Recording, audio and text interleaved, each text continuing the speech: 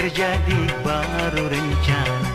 Kalau kau tidak setuju, pasti takkan kulakukan. Ahai, takkan kulakukan.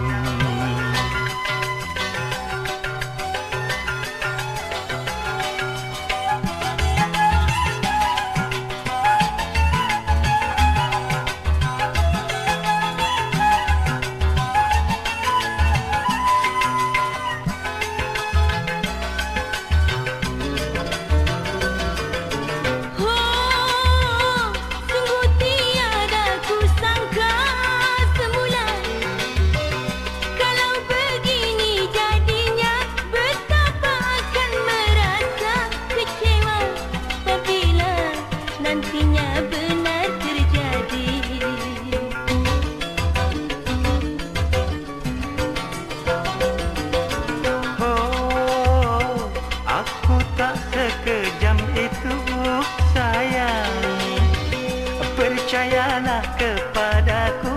Jikalau tanpa izinmu, tak mungkin kiranya diriku hai kawin lagi. Aku tak mahu jikalau aku dimadu. Pulangkan saja ke rumah orang tuaku. Baru saja kau berada, sudah mau kawin lagi. Hai, sudah mau kawin lagi.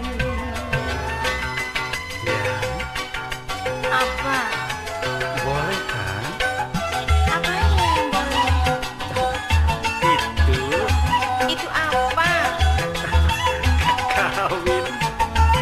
Hah? Nggak ada deh ya. Jadi nggak boleh? Enggak.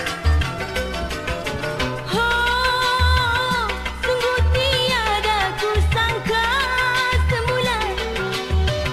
Kalau begini jadinya, betapa akan merasa kecewa apabila nantinya benar terjadi.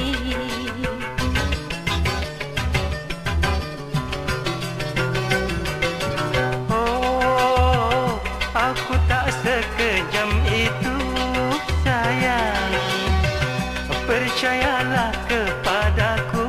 Jikalau tanpa izinmu, tak mungkin kiranya diriku hai kawin lagi.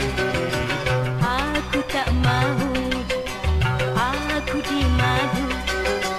Pulangkan saja ke rumah orang tuaku.